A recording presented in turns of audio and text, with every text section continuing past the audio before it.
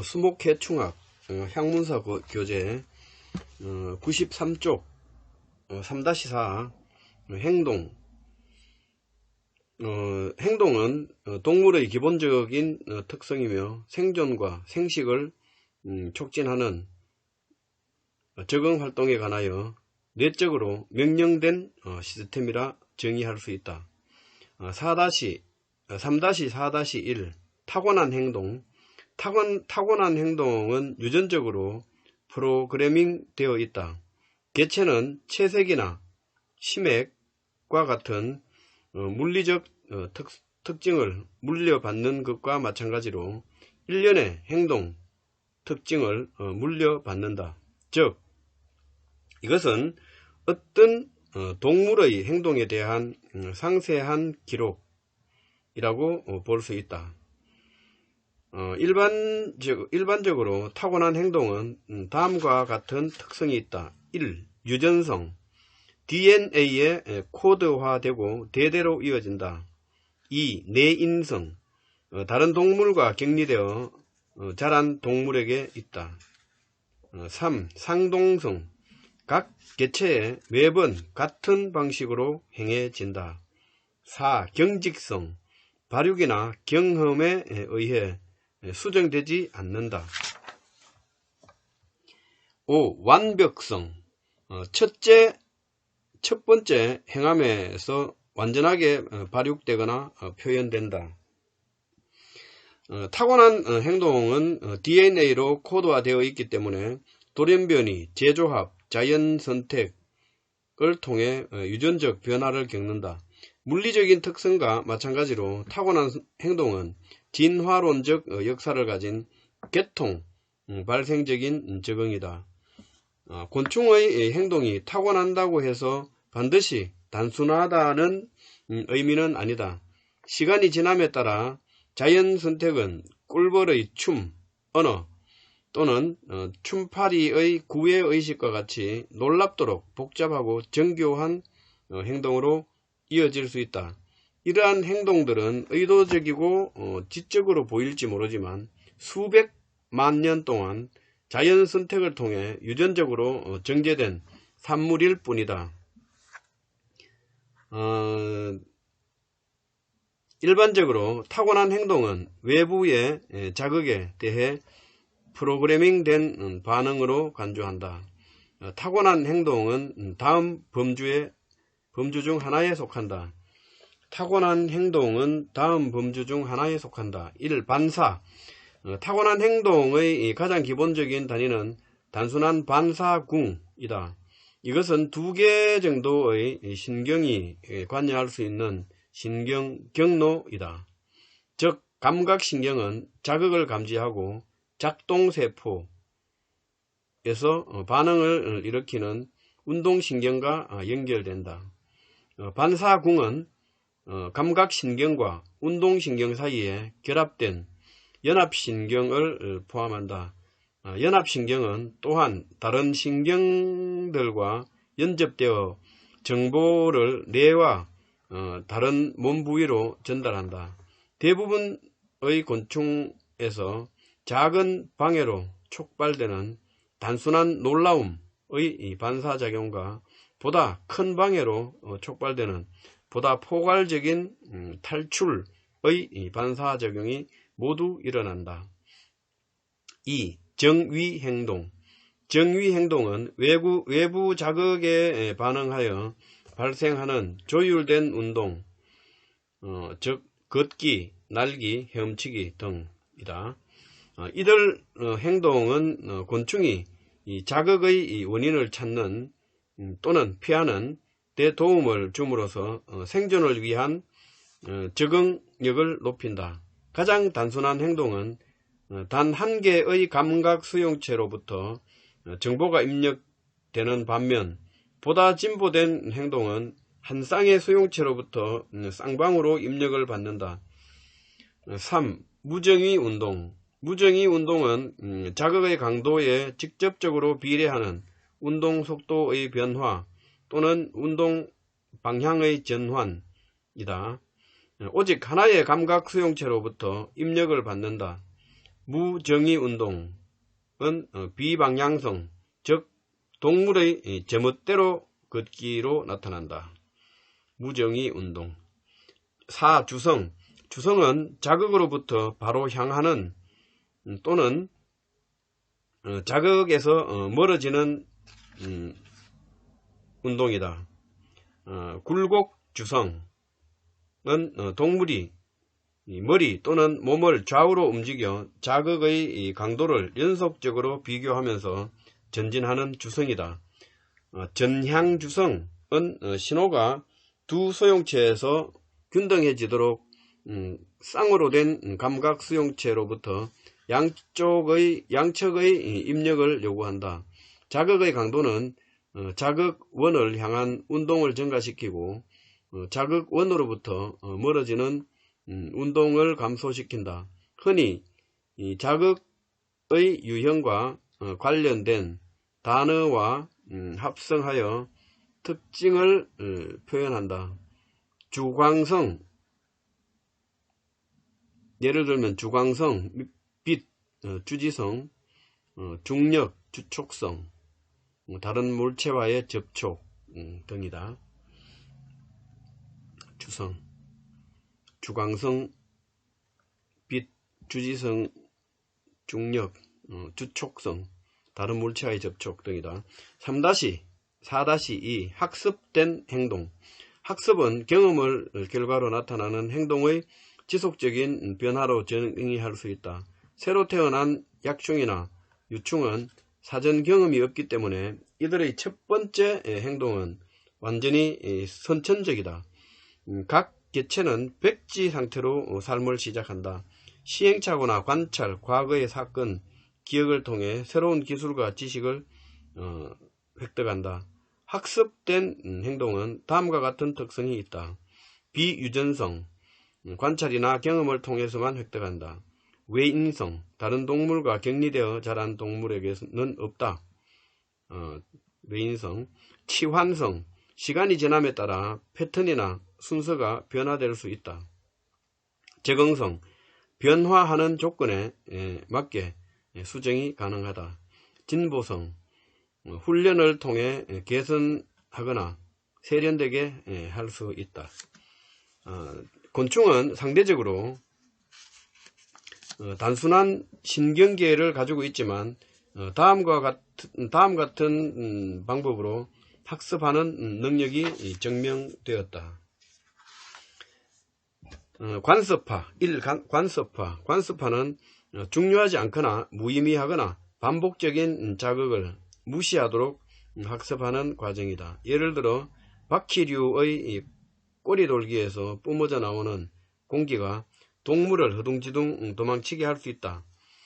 그러나 동일한 자극을 계속해서 반복하면 반응이 감소하고 결국 전혀 반응을 보이지 않는다.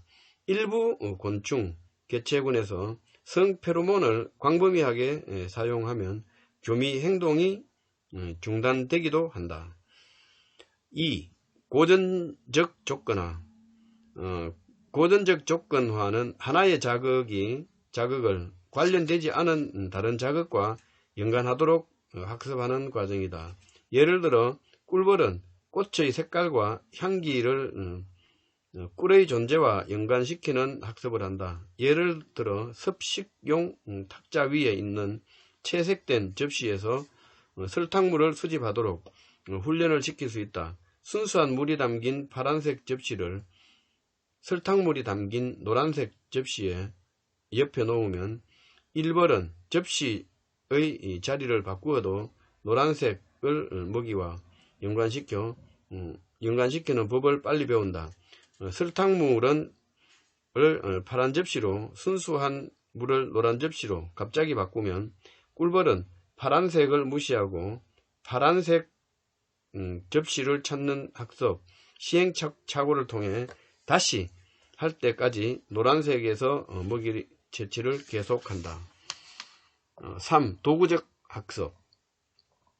도구적 학습은 과거의 사건의 결과를 기억하고 그에 따라 미래의 행동을 수정하는 동물의 능력에 달린 학습 과정이다.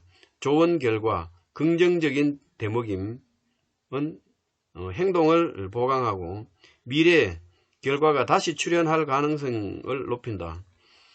나쁜 결과는 부정적인 대먹임은 반대의 효과를 가져온다. 먹이를 찾기 위해 간단한 미로를 달리는 학습을 하는 바퀴류, 조작적 조건화 는 도구적 학습의 한 예이다. 4. 잠재학습. 잠재학습은 행동과 관련된 어떠한 보상이나 처벌 없이도 패턴이나 사건을 기억하는 학습이다. 예를 들어 나나니 벌은 둥지를 떠날 때마다 짧은 정찰 비행을 하면서 둥지의 위치를 학습한다. 돌아올 때 둥지를 찾을 수 있도록 주변 표지물의 패턴을 기억하는 과정이다. 마찬가지로 일개미는 흔적을 따라 일련의 표지물을 기억할 수 있으며 역순으로 둥지로 되돌아갈 수 있다. 5. 각인. 각인은 생명체의 초기와 결정적인 기간으로 알려진 짧은 시간 제약 속에서만 나타나는 특수한 경우의 프로그래밍된 학습이다. 이러한 짧은 기간 동안 동물은 자신의 집, 환경, 예를 들면 기주식물의 맛, 둥지의 냄새 등에서 독특한 자극의 지울 수 없는 기억을 얻는다. 이 기억은 평생 동안 유지되며 나중에 필요할 때 재현된다. 예를 들어 과실파리 유충은 먹이의 맛과 냄새를 각인한다. 사과 추출물을 함유한 먹이에서 사육된 경우 암컷 성충은 결국 자신의 알을 낳을 장소를 찾을 때 사과를 강하게 선호한다. 4-3 복합적 행동.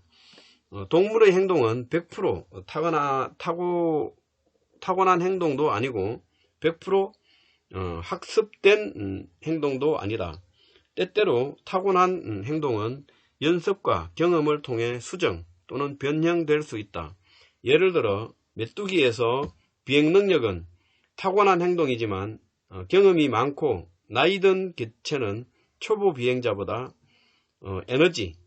단위 시간당 에너지를 덜 소비한다. 이것은 나이 든 곤충이 보다 효율적으로 날 수 있도록 학습되었다는 것을 의미한다. 3-4-4 주기적 행동. 곤충은 대부분 다른 생물과 마찬가지로 환경 내 주기적 사건과 동기화되는 활동 주기를 나타낸다. 부화, 탈피, 먹이 채집, 구애, 둥지 구축은 규칙적인 간격으로 반복되는 일반적인 행동의 예이다. 이들 활동 기간이 매일 같은 시간에 반복될 때 동물은 일주기성 1일 활동 주기를 나타낸다고 한다. 주기적 행동에는 이런 게 있어. 1. 주행성. 곤충은 주간에 활동적이다. 2. 야행성. 곤충은 밤에 활동적이다. 3. 방명, 방모성. 곤충은 새벽과 황혼에 활동적이다. 또한 1일 리듬 외에도 많은 곤충들이 훨씬 긴 리듬의 주기적인 행동을 보인다. 1. 월주 리듬. 달의 위상과 동기화되어 있어 28일의 주기를 가지고 있다. 많은 곤충 종이 포식자를 피하기 위한 적응으로 달의 어두운 위상 동안 성충으로 탈피하거나 우화하는 경향이 있다. 2. 연주 리듬. 연중 계절과 동기화되어 12개월을 주기를 가지고 있다. 그 예로 매미의 주기적인 탈피와 모나크 왕나비의 이주비행을 들 수 있다. 한편 온도나 광도, 태양의 위치와 같은 환경적 신호는 동물이 자신의 행동을 지구의 매일 또는 매월, 매년 주기로 동기화시키는 데 필요한 정보를 제공한다. 이런 동기화를 확립하고 유지하는 과정을 동조라고 한다. 곤충에서 주기적인 행동의 동조는 대개 다음 두 가지 방법 중 하나로 나타난다. 1. 외인성 동조. 환경적 신호에 직접 반응하여 특정 행동의 시작과 종료가 촉발된다. 예를 들어 어떤 귀뚜라미 종에서 수컷은 낮은 광도에 대한 반응으로 황호에 울기 시작하고 새벽에 빛이 다시 들어올 때까지 지속한다. 또한 이들 귀뚜라미는 일식 도중이나 빛이 못 들어오게 상자로 덮었을 때도 운다. 일정한 조명에 노출되면 전혀 울지 않는다. 그 다음에 두 번째, 내인성 동조. 시간의 흐름을 측정하고 신경계의 시작과 끝 신호를 보내는 내부적인 생체 시계가 작동한다. 이러한 주기적인 행동을 일주기 리듬이라고 부른다. 우는 행동이 내생적으로 제어되는 귀뚜라미류에서 수컷은 항상 빛의 강도에 상관없이 해질 무렵에 울기를 시작한다. 또는 일식이 일어나는 동안이나 상자로 덮여 있을 때 속아서 울지 않고 불이 항상 켜 있어도 황혼 무렵이 되면 운다. 3-5 곤충의 의사소통. 의사소통은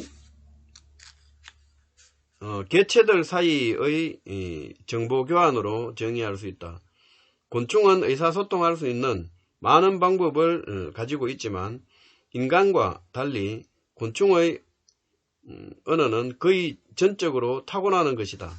각 개체는 자신의 종족 구성원들과만 공유하는 독특한 어휘를 가지고 태어난다. 학습은 이들 신호를 생성하거나 이해하는 능력에 있어서 거의 또는 전혀 역할을 하지 못한다. 곤충에 있어서 의사소통 신호의 적응적인 가치로는 다음과 같은 것이 있다. 1. 혈족이나 둥지의 짝을 인지한다. 2. 이성을 찾거나 확인한다. 3. 구애 및 짝짓기를 원활하게 한다. 4. 먹이나 자원, 다른 자원을 찾기 위한 방향을 제시한다. 5. 개체의 공간 분포를 조절, 집합 또는 분산한다. 6. 세력권을 구축하고 유지한다. 7. 위험을 경고하고 경보를 발령한다. 8. 자신의 존재나 위치를 알린다. 9. 위협 또는 굴복을 표현한다. 기량적 행동이다. 10.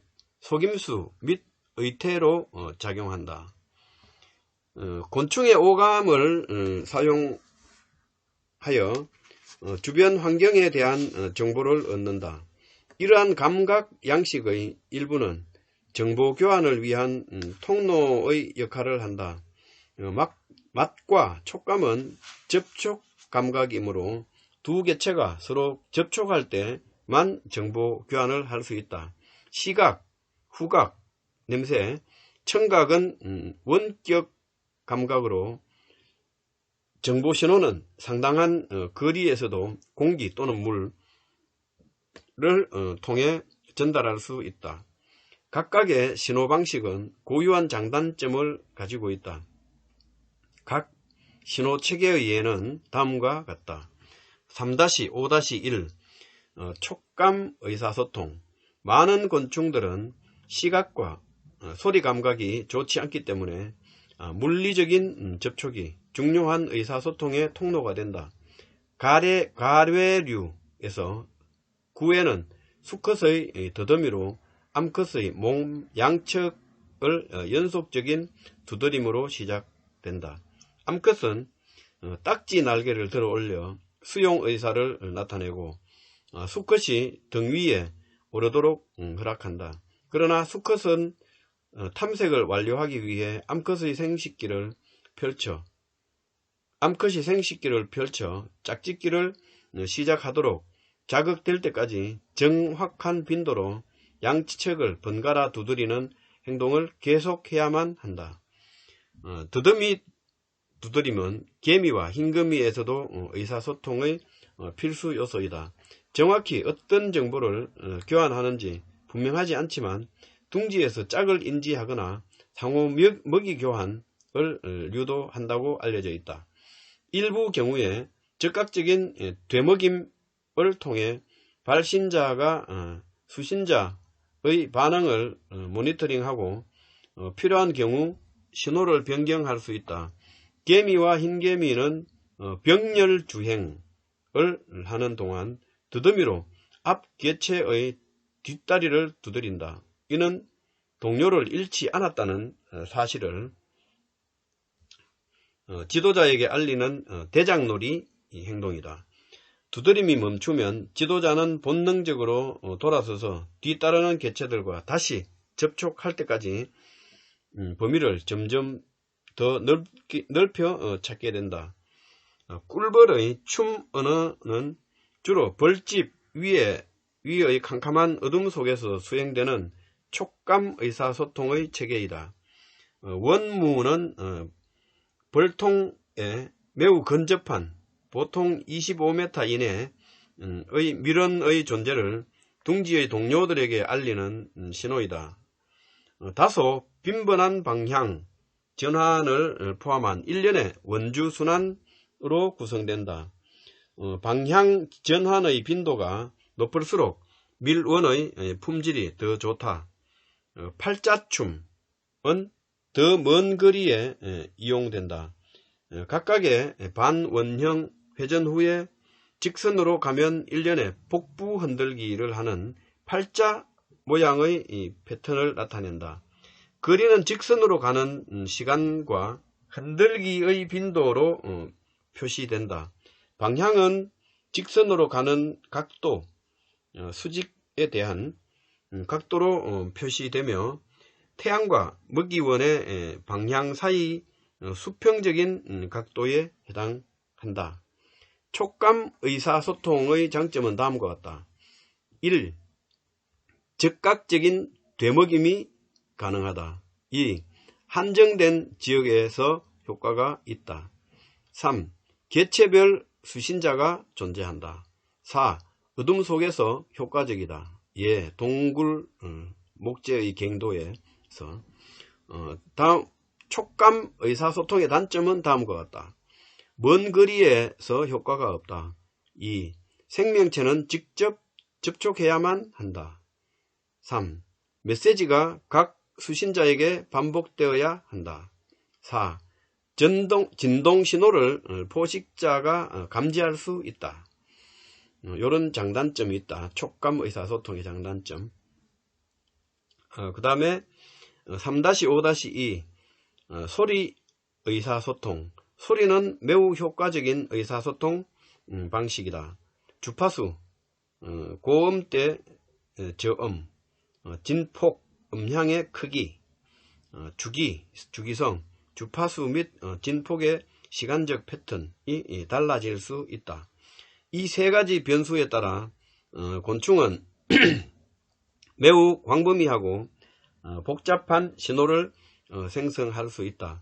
음파가 공기 중에서 빠르게 이동하기 때문에 약 초당 331m 음향 신호는 분초를 다투는 메시지를 보낼 때 빠르게 시작하거나 멈추거나 수정할 수 있다. 인간의 귀는 기껏해야 약 20에서 2만 헤르츠 가로 열고 진동수 퍼 초 20에서 2만 헤르츠의 범위 내에서만 소리 주파수를 감지할 수 있다. 그러나 박쥐, 돌고래 같은 다른 동물뿐만 아니라 일부 곤충은 이 주파수보다 주파수 범위보다 훨씬 높은 소리를 생성하고 감지한다. 예를 들어 일부 메뚜기류 및 나방류는 최대 8만 헤르츠의 초음파를 낸다. 대부분 곤충은 복부, 메뚜기류, 나방류, 복부나 앞다리의 종아리마디, 요거는 귀뚜라미류, 여치류, 종아리마디에 있는 고막으로 소리를 감지한다. 모기류는 특정 주파수의 소리에 공명하는 털이 더듬이에 있다. 그러나 소리의 진동은 딱딱한 물체도 통과할 수 있으며 일부 곤충, 개미, 꿀벌, 흰개미, 뿔매미의 일부 종은 다리의 기계감각기 현음기관으로 매질의 진동을 감지할 수 있다.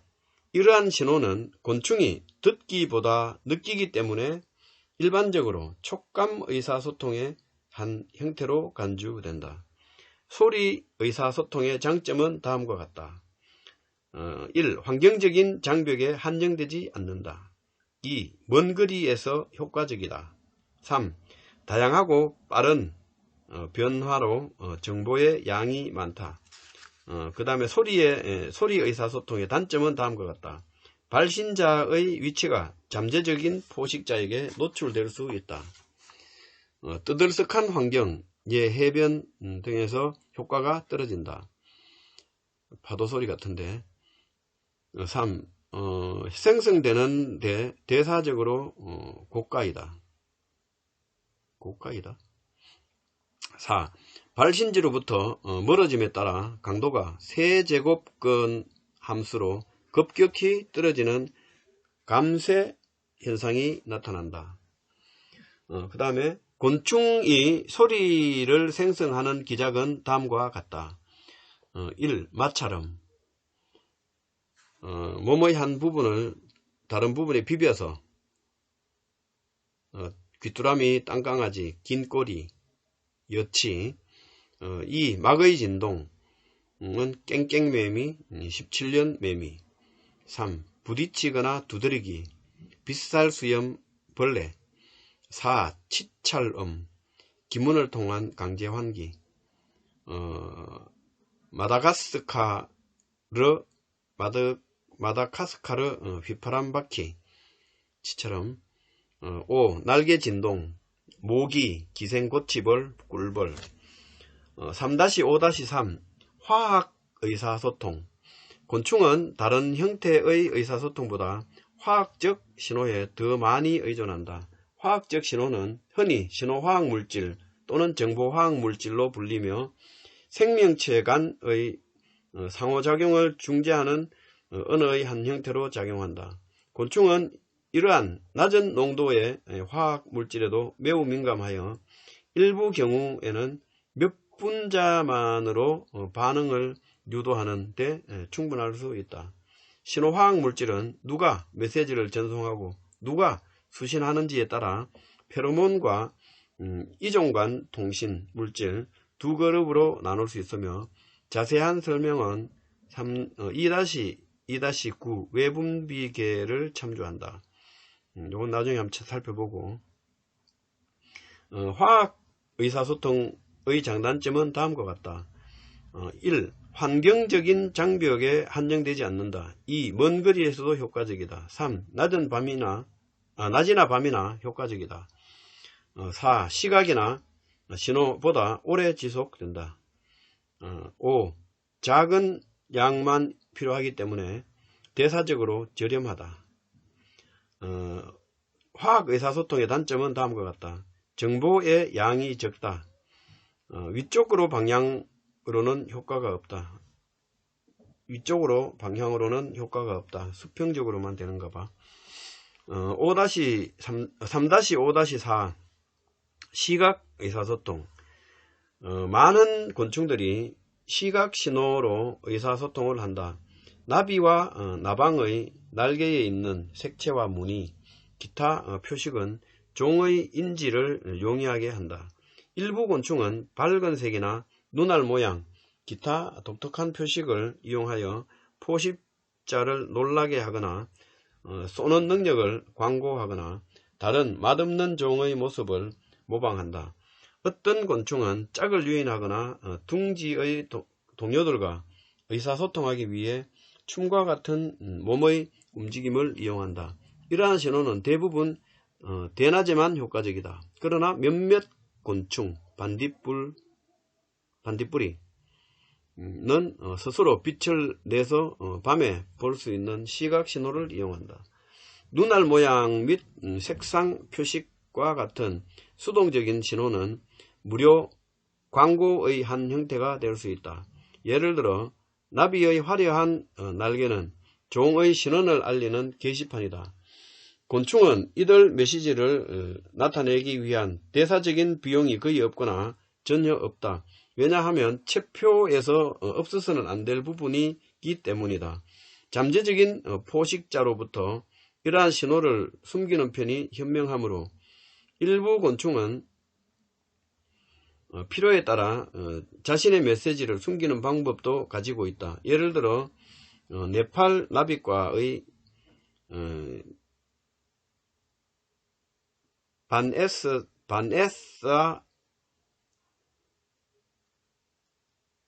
아틀란타, 바넨사 아틀란타는 날개 윗면에 밝고 독특한 표식이 있고 밑면에는 단조로운 보호색이 있다. 몸의 움직임과 빛의 깜빡임 같은 능동적인 신호는 생산하는 데 많은 비용이 들지만 부적절한 시기에 이용하지 않을 수도 있다.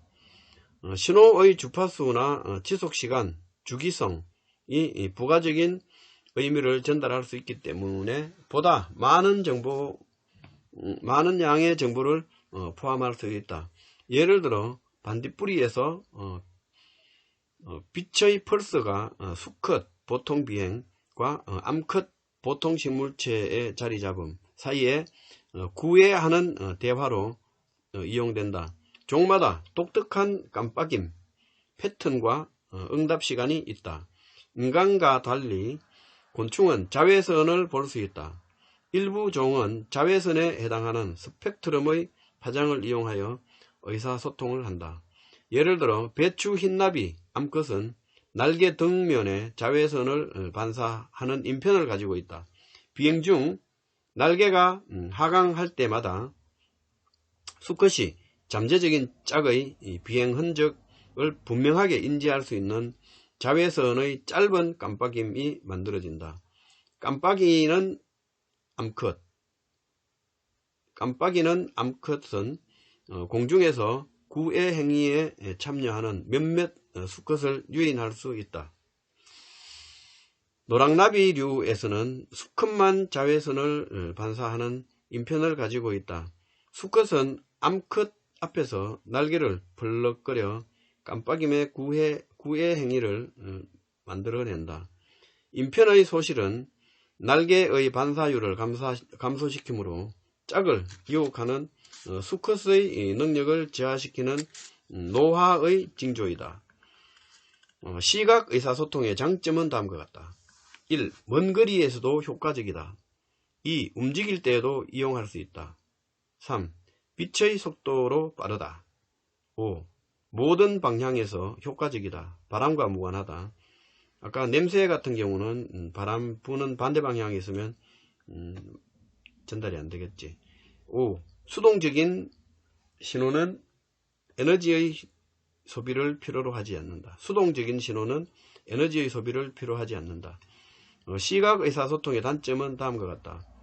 1. 시야가 트여야 한다. 2. 시각 신호를 포식자가 가로챌 수 있다. 3. 대낮에만 효과적이다. 반딧불이는 밤에만 효과적이고. 4. 능동적인 신호를 생성하는데 대사적으로 고가이다.